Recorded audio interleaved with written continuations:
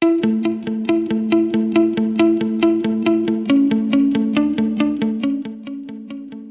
again, everybody. I'm Dean O'Neill. I'm Nick Robinson. Nick, we are changing into a new book. Yeah, for a very, very short time. Very short time. Titus. Tell us about Titus. Now, Titus is a lot like the books we've been looking at, Timothy.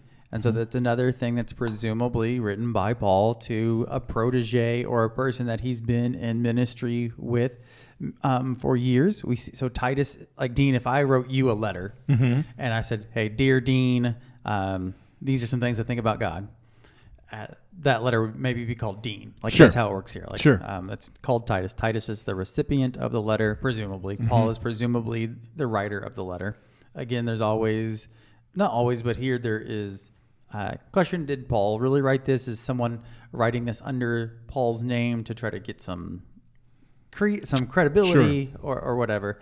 But a lot of the things that are in this letter to Titus, and we see Titus's name in lots of places in the New Testament. So Titus's name appears after the Gospels, Matthew, Mark, Luke, and John. Jesus and Titus, I don't know of any interactions between them. I don't know of any Titus appearances before the book of Acts. Right. So Titus is a lot of times doing ministry with Paul and is a Paul protege more than someone who learned from Jesus. Right.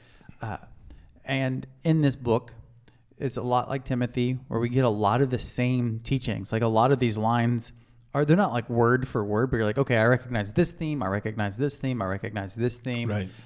There's instructions for choosing elders, appointing elders in this, correcting rebellious people. These are themes that come up over and over again in Paul, and especially in these pastoral epistles, pastoral letters to people. And I think it might be interesting here because in Timothy and in Titus and some other places in the New Testament, there's instructions on how to be godly. And I think it'd be interesting for us to think about modern day versions of what we might tell someone what it means to be godly. Paul, or the author of Titus, says things like, tell the older men to be sober, dignified, sensible, and healthy in respect to their faith, love, and patience. Tell the older women to be reverent in their behavior, teaching what is good, rather than being gossips or addicted to heavy drinking. That way they can mentor young women to love their husbands and children and to be sensible, morally pure, working at home, kind and submissive to their own husbands, so that God's word won't be ridiculed. Then there's instructions for younger men that just kind of these age-based qualifications is interesting. Sure. Well, not rules, but a guideline. Yeah. It's like, so this isn't written as a rule book. Right. It's written as a letter to somebody. Right. So Paul didn't sit down and say, here, like we have the Book of Discipline in the United Methodist Church that literally lays out the requirements for pastors and for different aspects of the church. And if you show up to be interviewed to become a pastor and you don't support Wesleyan theology, if you don't think baptizing babies is okay, you're not going to be approved. They're like make or break qualifications for being a pastor. Sure. Here, we can read this like make or break, because sometimes we elevate scripture so high, we're like, okay, this wasn't a rule book, but I'm going to treat it like a rule book. Right. But this was not necessarily written as a rule book, but more as general advice. When things are written in the Book of Discipline, it's a group process, and there's a lot of editing and voting that goes on. This might have been off the cuff. I don't know. This may not have been a super thought out letter. Plus, correct me if I'm wrong, and obviously sometimes I'm very wrong, but this is after Christ. Yep. So this is either after the movement, during the movement, or whatever what we call a movement. Yeah. And so what I would say is that the movement is established, and they're working towards establishing more formal ideas of what the movement would be. So this is as the movement might be not necessarily slowing down, but becoming formalized. Right. So Paul is doing all, not doing, but noticing all the things that people are coming to him with, and answering their, they write him or they talk to him or something like that. And Paul's a very busy guy. I look at it and it's like, this is something I need to write to Titus and let him know this is what my thoughts are. And then someone somewhere says, wow, this is pretty heavy stuff, so why don't we put this in the Bible? And then to compare it to today, I mean, I think that as a person of faith that it's relatively new to me compared to you and compared to other people that have gone to church all their lives and been faithful all their lives. I see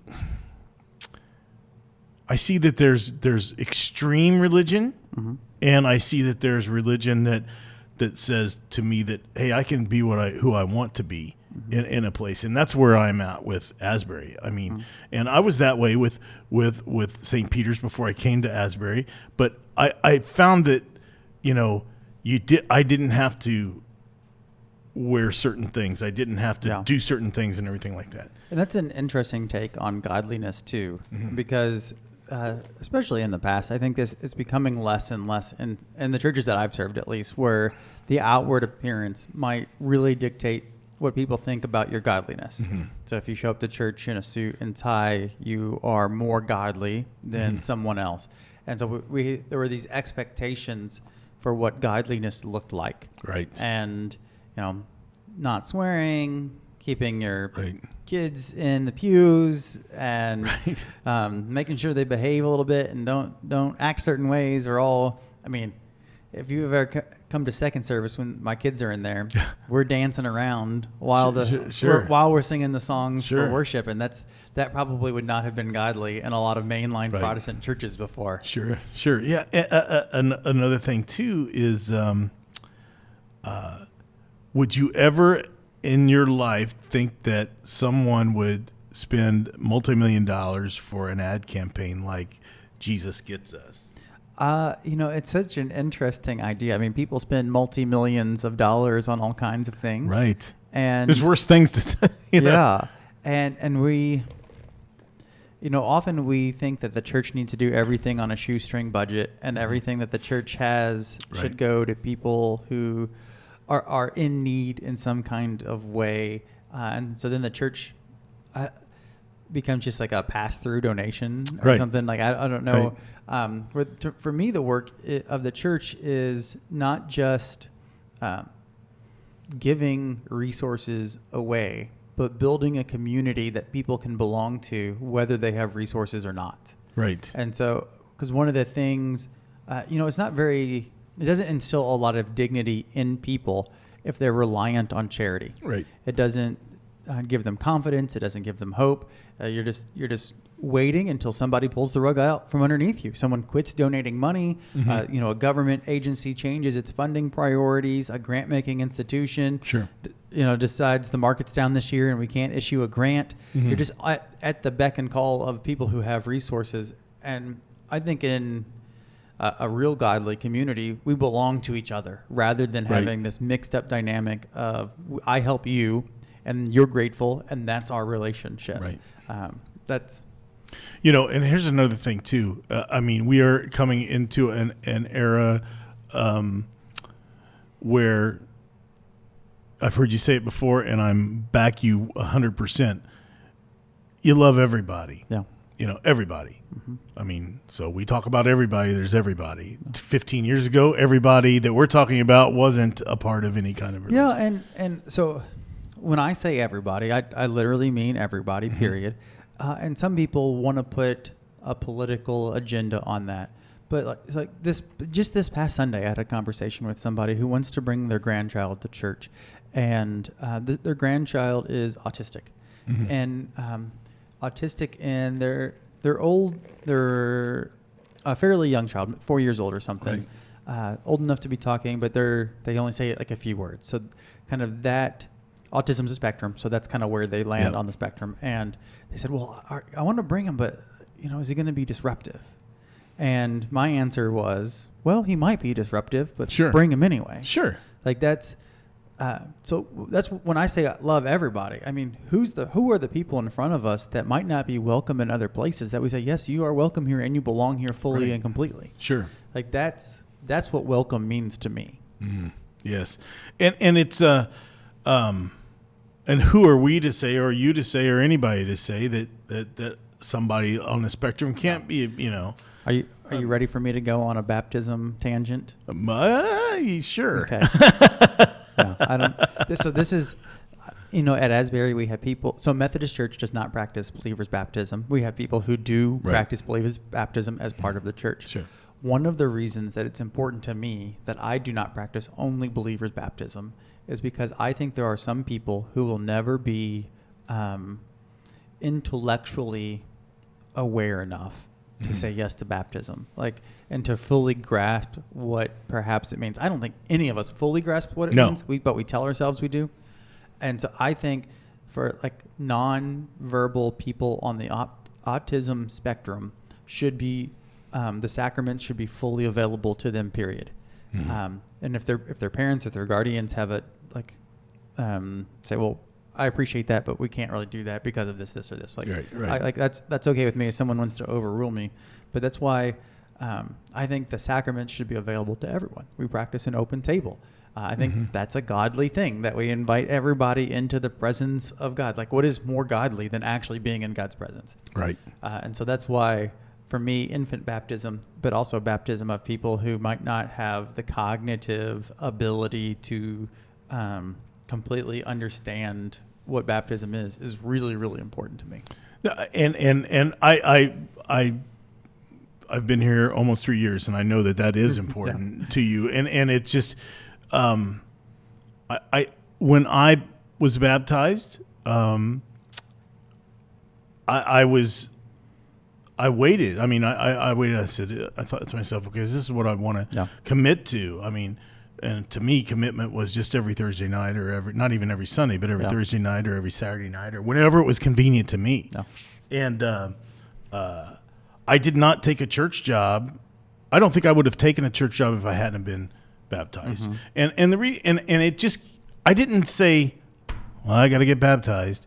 Mm-hmm. I wanted to get baptized, and it took about 2 years going to church to say, okay, this is it. This is what I like, and this is what I think God is telling me to do, and this is the path He's put me on. And in order to be on this path, I need to get baptized. Yeah. And it's different when you're an adult making these choices for yourself. Sure. I think I'm not saying only people who don't believe can be baptized either. Sure. Right? That's not my point. Right.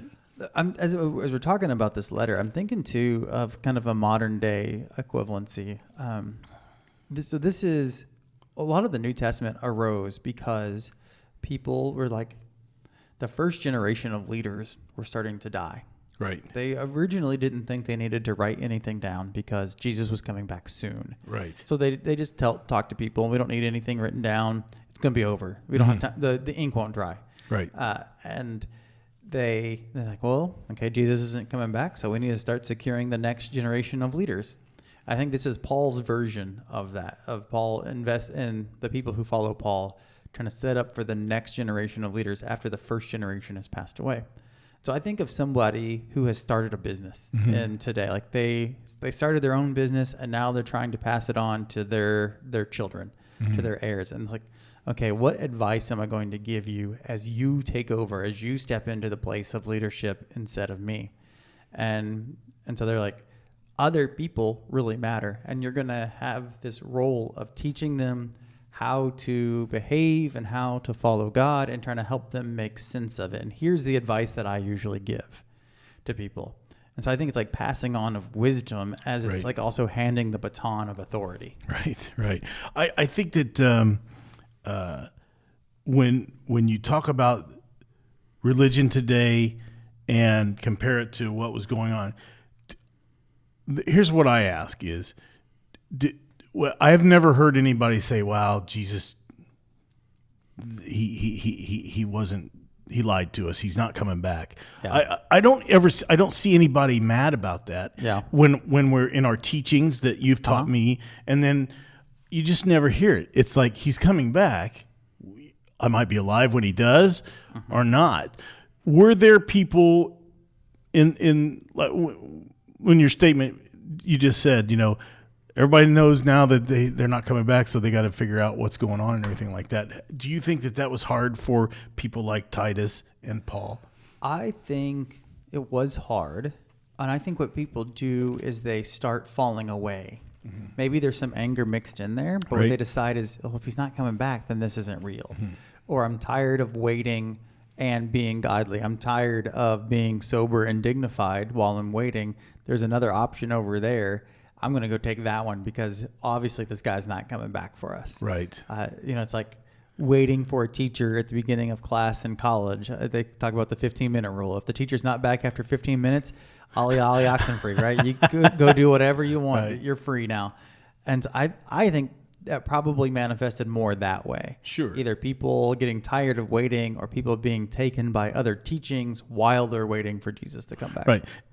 And another thing that comes to mind is the Dan Brown followers, that say Jesus was human at first and then the divine.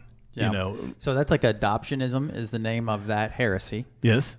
So Jesus was so good. He was good enough that God decided, I'm going to adopt this guy as my child. Right. And that's going to make him, I'm going to elevate him to being divine. Right. Or it's a kind of a mix of adoptionism and some other stuff. Please don't think I was trying to start any kind of a controversial, let's go. But I mean, there are people out here that believe that, and they believe that from our time, you know. Yeah. So I mean, it's amazing how things. It's it's kind of an elaborate game of telephone. I mean, everything changes, but the same common denominator, but the top line changes a lot. Yeah, and we hear those other stories. Okay, when they thought Jesus was going to come back soon, they didn't have time to debate. When did Jesus become divine? Was he divine from the beginning? It's not until years later that they start having those kinds of theological discussion. They've had time to think about it instead of just live it. Well, and you got to ask yourself, and this is where we'll wrap it up here, okay. But you got to ask yourself what people like Pontius Pilate thought when he was a part of this thing, and then all of a sudden he doesn't come. Everybody's saying, "Oh, he's going to come back," and then what does he think about it? Yeah. Well, it'd be interesting to write a fictional novel about Pontius Pilate's life. I wonder if I'm sure there's some kind of tradition around Pontius Pilate. We should look it up. Yes. So, but until tomorrow, let's close in prayer. Let's close in prayer. God, we thank you for this day. We thank you that you have expectations for our behavior, but help us to do so. So many people didn't think Jesus was godly. He didn't follow the right rules. And so to let us be godly in the same way that Jesus was. We ask all this in his name. Amen. For Nick Robinson, I'm Dean O'Neill, and you are listening to The Daily Path.